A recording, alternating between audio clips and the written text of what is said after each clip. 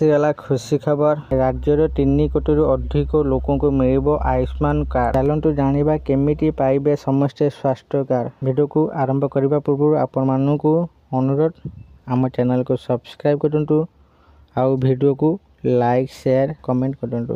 ଚାଲନ୍ତୁ ଆଜିର ଭିଡ଼ିଓକୁ ଆମେ ଆରମ୍ଭ କରିବା। 11ରୁ ଓଡ଼ିଶାରେ ଆୟୁଷ୍ମାନ ଭାରତ ଯୋଜନା କେମିତି ପାଇବେ ସ୍ୱାସ୍ଥ୍ୟ କାର୍ଡ ଜାଣନ୍ତୁ। ପ୍ରତି ସଦସ୍ୟଙ୍କୁ ମିଳିବ ସ୍ୱାସ୍ଥ୍ୟ କାର୍ଡ। ରାଜ୍ୟର 3 କୋଟିରୁ ଅଧିକ ଲୋକଙ୍କୁ ମିଳିବ ଆୟୁଷ୍ମାନ କାର୍ଡ। ଶୁଭାରମ୍ଭ ପାଇଁ ଓଡ଼ିଶା ଆସୁଛନ୍ତି ଜେପି ନଡ୍ଡା। ବହୁ ପ୍ରତୀକ୍ଷିତ ଆୟୁଷ୍ମାନ ଭାରତ ଯୋଜନା କାର୍ଡର ଶୁଭାରମ୍ଭ ହେବ ଓଡ଼ିଶାରେ। ଆସନ୍ତା ଏପ୍ରିଲ 11ରେ କେନ୍ଦ୍ର ସ୍ୱାସ୍ଥ୍ୟମନ୍ତ୍ରୀ ଜେପି ନଡ୍ଡା ଓଡ଼ିଶା ଗସ୍ତରେ ଆସି ଏହାର ଶୁଭାରମ୍ଭ କରିବେ। ଏଥିରେ ମୁଖ୍ୟମନ୍ତ୍ରୀଙ୍କ ସହ କେନ୍ଦ୍ର ସ୍ୱାସ୍ଥ୍ୟମନ୍ତ୍ରୀ ଓ 3 ଜଣ କେନ୍ଦ୍ରମନ୍ତ୍ରୀ ଉପସ୍ଥିତ ରହିବେ। ତେବେ ଏହି ଆୟୁଷ୍ମାନ ଭାରତ ପ୍ରଧାନମନ୍ତ୍ରୀ ଜନ ଆରୋଗ୍ୟ ଯୋଜନା କିଭଳି କାର୍ଯ୍ୟକାରୀ କରାଯିବ, ଏହି କାର୍ଡ ମାଧ୍ୟମରେ ଯେଉଁମାନେ ବିଶେଷ ଭାବରେ ଉପକୃତ ହେବା ସହିତ କାର୍ଡ ବ୍ୟବହାରର ପ୍ରଣାଳୀ କ'ଣ ରହିଛି ସେ ନେଇ ଅଧିକ ସୂଚନା ଦିଆଯାଇଛି। 1 କୋଟି 3 ଲକ୍ଷ ପରିବାରକୁ ସାମିଲ କରାଯିବ। ରାଜ୍ୟର 3.5 କୋଟି ଲୋକଙ୍କୁ ମିଳିବ ଆୟୁଷ୍ମାନ କାର୍ଡ। 1 କୋଟି 3 ଲକ୍ଷ ପରିବାରକୁ ସାମିଲ କରାଯିବ। ପୂର୍ବରୁ ପ୍ରତି ପରିବାରକୁ ଗୋଟିଏ କାର୍ଡ ମିଳିଥିଲା। ନୂଆ ଯୋଜନାରେ ପ୍ରତି ସଦସ୍ୟଙ୍କୁ ଗୋଟିଏ ଲେଖାଏଁ କାର୍ଡ ଉପଲବ୍ଧ ହେବ। ପୂର୍ବରୁ କେବଳ 16ଟି ରାଜ୍ୟରେ 900ଟି ତାଲିକାଭୁକ୍ତ ହସ୍ପିଟାଲରେ ଦେୟମୁକ୍ତ ରହିଥିଲା। ଏବେ ଦେଶର 29,000 ତାଲିକାଭୁକ୍ତ ଘରୋଇ ଏବଂ ସରକାରୀ ହସ୍ପିଟାଲରେ ଦେୟମୁକ୍ତ ଚିକିତ୍ସା ସେବା ମିଳିବ, ଯାହା କାଶ୍ମୀର ଠାରୁ କନ୍ୟାକୁମାରୀ ପର୍ଯ୍ୟନ୍ତ ଏହି କାର୍ଡ କାମ କରିବ ବୋଲି କହିଛନ୍ତି ସ୍ୱାସ୍ଥ୍ୟ ମନ୍ତ୍ରୀ ମୁକେଶ ମହାଲିଙ୍ଗ। 70 ବର୍ଷରୁ ଉର୍ଦ୍ଧ୍ୱ ସମସ୍ତଙ୍କୁ ବୟବଣ୍ଟନା କାର୍ଡ। 70 ବର୍ଷରୁ ଉର୍ଦ୍ଧ୍ୱ ସମସ୍ତଙ୍କୁ ମିଳିବ ବୟବଣ୍ଟନା କାର୍ଡ। ଏନେଇ ପ୍ରେସ୍ ମିଟ୍ରେ ସୂଚନା ଦେଇଛନ୍ତି ସ୍ୱାସ୍ଥ୍ୟମନ୍ତ୍ରୀ ମୁକେଶ ମହାଲିଙ୍ଗ। ସେ କହିଛନ୍ତି ଯେ ସରକାରୀ କର୍ମଚାରୀ ଆଇଟି ଦାଖଲ କରୁଥିଲେ ବି ମିଳିବ। ସମ୍ଭ୍ରାନ୍ତ ପରିବାରର ହୋଇଥିଲେ ମିଳିବ ବୟବଣ୍ଟନା କାର୍ଡ। ଜନସେବା କେନ୍ଦ୍ରର କର୍ମଚାରୀ ଆଶା କର୍ମୀ କାର୍ଡ ପ୍ରସ୍ତୁତିରେ ସାହାଯ୍ୟ କରିବେ। ଗାଁକୁ ଗାଁ ବୁଲି ହିତାଧିକାରୀଙ୍କୁ କାର୍ଡ ପ୍ରସ୍ତୁତିରେ ସାହାଯ୍ୟ କରିବେ। ବୟବଣ୍ଟନା ଯୋଜନାରେ 5 ଲକ୍ଷ ପର୍ଯ୍ୟନ୍ତ ଦେୟମୁକ୍ତ ଚିକିତ୍ସା। ଏହା ସହିତ ବୟବଣ୍ଟନା ଯୋଜନାରେ ଅନ୍ତର୍ଭୁକ୍ତ ବରିଷ୍ଠ ନାଗରିକମାନଙ୍କୁ ମଧ୍ୟ 29,000 ହସ୍ପିଟାଲରେ ପରିବାର ପିଛା ବାର୍ଷିକ 5 ଲକ୍ଷ ଟଙ୍କା ପର୍ଯ୍ୟନ୍ତ ଦେୟମୁକ୍ତ ଚିକିତ୍ସା ମିଳିବ। ଓଡ଼ିଶା ସରକାରଙ୍କୁ ଭାରତ ସରକାରଙ୍କ ଠାରୁ ଏହି ଯୋଜନାରେ ନିର୍ଦ୍ଧାରିତ ଅନୁଯାୟୀ କେନ୍ଦ୍ରୀୟ ଅନୁଦାନ ପ୍ରାପ୍ତ ହେବ। ହିତାଧିକାରୀମାନଙ୍କ ପାଇଁ KYC ସହ କାର୍ଡ ପ୍ରସ୍ତୁତି ଓ ବଣ୍ଟନ ପ୍ରକ୍ରିୟା ସମ୍ପୂର୍ଣ୍ଣ ଦେୟମୁକ୍ତ ହେବ। କେବଳ ପଶ୍ଚିମବଙ୍ଗରେ ଏହି ଯୋଜନା ଲାଗୁ ହେବାର ବିଳମ୍ବ ହୋଇପାରେ। ଆୟୁଷ୍ମାନ ବୟବଣ୍ଟନା କାର୍ଡ ପାଇଁ କିପରି ପଞ୍ଜୀକରଣ କରିବେ ଚାଲନ୍ତୁ ଜାଣିବା।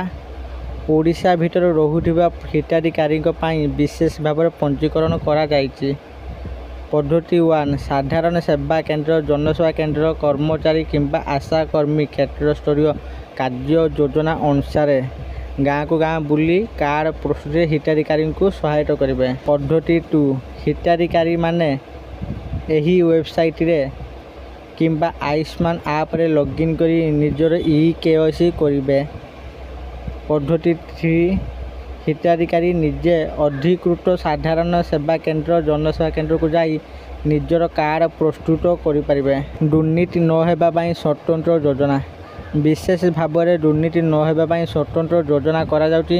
ସାରା ରାଜ୍ୟରେ ପ୍ରଚାର ପ୍ରସାର ପାଇଁ ରାଜ୍ୟସ୍ତରୀୟ ଉଦ୍ଘାଟନ ଦିନ 1405 ପ୍ରାଥମିକ ସ୍ୱାସ୍ଥ୍ୟ କାର୍ଡ ବଣ୍ଟନ କରାଯିବ।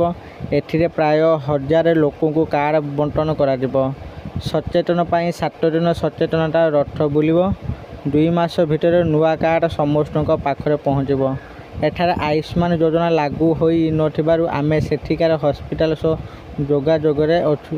ପୂର୍ବ ସରକାର ଆୟୁଷ୍ମାନ ଭାରତ ଲାଗୁ ନ କରିବା ଫଳରେ 30,000 କୋଟି ଟଙ୍କା ଲସ୍ ହୋଇଛି ବୋଲି କହିଛନ୍ତି ସ୍ୱାସ୍ଥ୍ୟ ମନ୍ତ୍ରୀ ମୁକେଶ ମହାଲିଙ୍ଗ। କେବେ ବନ୍ଦ ହେବ BSKY କାର୍ଡ? ବର୍ତ୍ତମାନ ସମୟରେ ଆୟୁଷ୍ମାନ କାର୍ଡ IT ପ୍ଲାଟଫର୍ମରେ ଚିକିତ୍ସା କରାଯିବ। ଏହା ସହିତ BSKY ମଧ୍ୟ ଏକ IT ପ୍ଲାଟଫର୍ମରେ ଚାଲୁଅଛି। ବର୍ତ୍ତମାନ ଦୁଇଟି ଏକ ସମାନ୍ତରାଳରେ ଚାଲିଛି। ଯେପର୍ଯ୍ୟନ୍ତ ଶେଷ ଲୋକ ଆୟୁଷ୍ମାନ କାର୍ଡ ପାଇ ନାହାନ୍ତି ସେ ପର୍ଯ୍ୟନ୍ତ ଏହା ଚାଲୁ ରହିବ। ଆଗାମୀ 2 ମାସ ମଧ୍ୟରେ ଆୟୁଷ୍ମାନ କାର୍ଡ ସମସ୍ତ ଲୋକଙ୍କ ପାଖରେ ପହଞ୍ଚିବ ବୋଲି ଲକ୍ଷ୍ୟ ରଖିଛନ୍ତି ବୋଲି କହିଛନ୍ତି ସ୍ୱାସ୍ଥ୍ୟମନ୍ତ୍ରୀ ମୁକେଶ ମହାଲିଙ୍ଗ। ଆୟୁଷ୍ମାନ କାର୍ଡ଼ର ଆଡଭାନ୍ସ ଟେକ୍ନୋଲୋଜି ଏନେଇ ସ୍ୱାସ୍ଥ୍ୟମନ୍ତ୍ରୀ କହିଛନ୍ତି ଯେ ହସ୍ପିଟାଲରେ ଚିକିତ୍ସା ସମୟରେ କେତେ ଟଙ୍କା ଖର୍ଚ୍ଚ ହୋଇଛି, କ'ଣ ଚିକିତ୍ସା କରିଛନ୍ତି ତାହା ସମ୍ପୂର୍ଣ୍ଣ ଭାବରେ ରେଜିଷ୍ଟର ମୋବାଇଲ ନମ୍ବରରେ ମିଳିପାରିବ। ଯେଉଁଭଳି ଭାବରେ ଟିଭିରେ ରିଚାର୍ଜ କରିବା ପରେ ଅନଲାଇନ୍ ମାଧ୍ୟମରେ ଜଣାପଡ଼ୁଛି ଆଉ କେତେ ଦିନ ରହିଲା ରିଚାର୍ଜ ବା କେତେ ଟଙ୍କା ବଳକା ରହିଲା, ସେହିପରି ଭାବରେ ସମସ୍ତ ତଥ୍ୟ ଅନଲାଇନ୍ ମାଧ୍ୟମରେ ରେଜିଷ୍ଟର ମୋବାଇଲ ନମ୍ବରରେ ଜଣାପଡ଼ିବ ବୋଲି କହିଛନ୍ତି ସ୍ୱାସ୍ଥ୍ୟମନ୍ତ୍ରୀ। ସମ୍ପୂର୍ଣ୍ଣ ଭାବରେ ଦେୟମୁକ୍ତ କାର୍ଡ଼, ଏହି କାର୍ଡ଼ ସମ୍ପୂର୍ଣ୍ଣ ଭାବରେ ଦେୟମୁକ୍ତ କାର୍ଡ଼ ହେବ। ଏଥିରେ କିଛି ଇନ୍ସୁରାନ୍ସ ଓ ଥାର୍ଡ଼ ପାର୍ଟିର କିଛି ଅଂଶଗ୍ରହଣ ନାହିଁ, ଯାହା ଅନ୍ୟ କାର୍ଡ଼ରେ ଦେଖିବାକୁ ମିଳିଥାଏ। ଆଶା କର୍ମୀମାନେ ଏହାର କାର୍ଯ୍ୟ କରିବେ। ଅନଲାଇନରେ ଉକ୍ତ ଲୋକଙ୍କ ଫଟୋ ଉଠାଇ ଅପଲୋଡ଼ କରିବେ, ଯାହା ଫଳରେ ରାଜ୍ୟ ବା ଦେଶର କେତେ ଲୋକ ଏହି କାର୍ଡ଼ ପାଇଛନ୍ତି ସେ ନେଇ ତଥ୍ୟ ମିଳିପାରିବ। ଗୋଟିଏ କାର୍ଡ଼ ସାରା ଭାରତରେ କାର୍ଯ୍ୟ କରିବ। ଏହି କାର୍ଡ଼ ସର୍ବଭାରତୀୟ IT ପ୍ଲାଟଫର୍ମରେ ଅନବୋର୍ଡ଼ ରହିଛି। ଦେଶର ଯେକୌଣସି ରାଜ୍ୟରେ ହସ୍ପିଟାଲଗୁଡ଼ିକ ଆୟୁଷ୍ମାନ ଭାରତ ସହିତ ଅନୁବନ୍ଧିତ ହୋଇସାରିଲେଣି। ସବୁଠି ଏହି କାର୍ଡ଼ କାମ କରିବ ବୋଲି କହିଛନ୍ତି ସ୍ୱାସ୍ଥ୍ୟମନ୍ତ୍ରୀ। ଏହା ସହିତ ସେ ଆହୁରି ମଧ୍ୟ କହିଛନ୍ତି ଯେ ପଶ୍ଚିମବଙ୍ଗରେ ଥିବା କିଛି ହସ୍ପିଟାଲ ସହିତ ଆଲୋଚନା କରାଯାଇଛି। ଆୟୁଷ୍ମାନ ଭାରତର ଅନୁବନ୍ଧିତ ହେବାକୁ ଅନୁରୋଧ କରାଯାଇଛି। ନବୀନ ସ୍ମାର୍ଟ କାର୍ଡ଼କୁ ଆୟୁଷ୍ମାନ ମଧ୍ୟରେ ସାମିଲ କରାଯାଇଛି। ଏନେଇ ସ୍ୱାସ୍ଥ୍ୟମନ୍ତ୍ରୀ କହିଛନ୍ତି ଯେ ଯେତେବେଳେ ଇଲେକ୍ସନ ପୂର୍ବରୁ ଏକ ସ୍ୱାସ୍ଥ୍ୟ କାର୍ଡ଼ ପୂର୍ବ ସରକାର ଯୋଜନା କରିଥିଲେ, ଯାହାର ନାମ ଥିଲା ନବୀନ ସ୍ମାର୍ଟ କାର୍ଡ଼। ଏଥିରେ ଅନେକ ଲୋକମାନେ ସାମିଲ ହେଉଛନ୍ତି। ତେବେ ଏହି ନବୀନ ସ୍ମାର୍ଟ କାର୍ଡ଼କୁ ଆୟୁଷ୍ମାନ ଭାରତ କାର୍ଡ଼ ମଧ୍ୟରେ ସାମିଲ କରାଯାଇଛି ବୋଲି ସ୍ୱାସ୍ଥ୍ୟମନ୍ତ୍ରୀ କହିଛନ୍ତି। ଯେଉଁମାନେ ନୂଆ କାର୍ଡ଼ ପାଇନାହାନ୍ତି ସେମାନେ କ'ଣ କରିବେ? ଯେଉଁମାନେ ନୂଆ କାର୍ଡ଼ ପାଇନାହାନ୍ତି ବା ପୁରୁଣା କାର୍ଡ଼ ରହିଛି ସେମାନେ ବିଶେଷ ଭାବରେ ସେମାନେ ଏକ ପ୍ରକାର ଦ୍ୱନ୍ଦ୍ୱରେ ରହିଥିବେ। ତେବେ ରାଜ୍ୟ ସରକାର ଏନେଇ ଯେଉଁ ଲୋକଙ୍କ ପାଖରେ ନୂଆ କାର୍ଡ଼ ନାହିଁ ସେମାନଙ୍କ ଆଧାର କାର୍ଡ଼ ମାଧ୍ୟମରେ ହସ୍ପିଟାଲରେ ଚିକିତ୍ସା ହୋଇପାରିବେ ବୋଲି କହିଛନ୍ତି ସ୍ୱାସ୍ଥ୍ୟମନ୍ତ୍ରୀ ମୁକେଶ ମହାଲିଙ୍ଗ। 3 ଦିନିଆ ଓଡ଼ିଶା ଗସ୍ତରେ ଆସୁଛନ୍ତି ଜେପି ନଡ୍ଡା। ଓଡ଼ିଶା ଗସ୍ତରେ ଆସୁଛନ୍ତି ବିଜେପି ରାଷ୍ଟ୍ରୀୟ ଅଧ୍ୟକ୍ଷ ଜେପି ନଡ୍ଡା। ଆସନ୍ତା 11ରେ ଆୟୁଷ୍ମାନ ଭାରତ ଶୁଭାରମ୍ଭ କରିବେ କେନ୍ଦ୍ର ସ୍ୱାସ୍ଥ୍ୟମନ୍ତ୍ରୀ ଜେପି ନଡ୍ଡା। 3 ଦିନିଆ ଓଡ଼ିଶା ଗସ୍ତରେ ଆସି ଆୟୁଷ୍ମାନ ଭାରତର ଶୁଭାରମ୍ଭ କରିବା ସହ ଏକାଧିକ କାର୍ଯ୍ୟକ୍ରମରେ ଯୋଗ ଦେବେ ନଡ୍ଡା। ଏପ୍ରିଲ 10 ତାରିଖ ବିଳମ୍ବିତ ରାତିରେ ପହଞ୍ଚିବେ। 12 ତାରିଖ ସନ୍ଧ୍ୟା ଯାଏଁ ଓଡ଼ିଶାରେ ରହିବେ। ସାଂସଦ ବିଧାୟକଙ୍କୁ ଦେବେ ତାଲିମ। ସେହିପରି ବିଧାୟକ ଏବଂ ସାଂସଦମାନଙ୍କ ତାଲିମ କାର୍ଯ୍ୟକ୍ରମରେ ମଧ୍ୟ ଯୋଗ ଦେବାର କାର୍ଯ୍ୟକ୍ରମ ରହିଛି। ଏମ୍ସରେ ଏକ ସରକାରୀ କାର୍ଯ୍ୟକ୍ରମରେ ମଧ୍ୟ ଯୋଗ ଦେବେ ନଡ୍ଡା।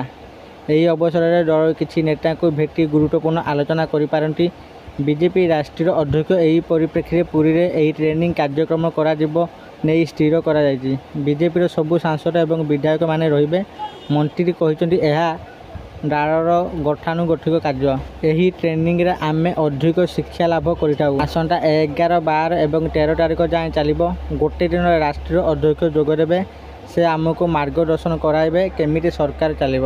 ବିଧାୟକ ଆଶ୍ରିତ ପଟ୍ଟନାୟକ କହିଛନ୍ତି ପୁରୀରେ ଏହି ଟ୍ରେନିଂ କାର୍ଯ୍ୟକ୍ରମ ହେବ। ବିଧାୟକ ଏବଂ ସାଂସଦ ସମସ୍ତଙ୍କର ପ୍ରଶିକ୍ଷଣ ବର୍ଗ କରାଯିବ। ସେଥିପାଇଁ ଆଜି ରାଜ୍ୟ କାର୍ଯ୍ୟାଳୟରେ ପ୍ରସ୍ତୁତି ବୈଠକ ହୋଇଥିଲା। ସରକାରଙ୍କ ଉପଲବ୍ଧି ଏବଂ ଲୋକମାନଙ୍କ ପ୍ରତି ବିଭିନ୍ନ ଯୋଜନା ସବୁ କିପରି ପହଞ୍ଚିବ, ସାଂସଦ ଓ ବିଧାୟକମାନଙ୍କର ଗୁରୁ ଦାୟିତ୍ୱ ପ୍ରତିବଦ୍ଧତା ରହିବା ଦରକାର। ଆଜି ପାଇଁ ଆୟୁଷ୍ମାନ ଭାରତ ଯୋଜନାର ଅପଡେଟ୍ ଏତିକି। ପୁଣି ଯଦି ଆୟୁଷ୍ମାନ ଭାରତ ଯୋଜନାରେ କିଛି ଅପଡେଟ୍ ଆସେ ସର୍ବପ୍ରଥମେ ଆମେ ଆପଣମାନଙ୍କୁ ଜଣାଇବୁ। ଆଶା କରୁଛୁ ଆପଣଙ୍କୁ ଏହି ଭିଡ଼ିଓଟି ଭଲ ଲାଗିଥିବ। ଯଦି ଆପଣମାନଙ୍କୁ ଏହି ଭିଡ଼ିଓଟି ଭଲ ଲାଗୁଛି ଦୟାକରି ଭିଡ଼ିଓକୁ ଲାଇକ୍, ସେୟାର, କମେଣ୍ଟ କରନ୍ତୁ। ଆଉ ପ୍ରଥମ ଥର ଆମ ଚ୍ୟାନେଲକୁ ଆସିଥିଲେ ଆମ ଚ୍ୟାନେଲକୁ ସବସ୍କ୍ରାଇବ୍ କରନ୍ତୁ। ଧନ୍ୟବାଦ।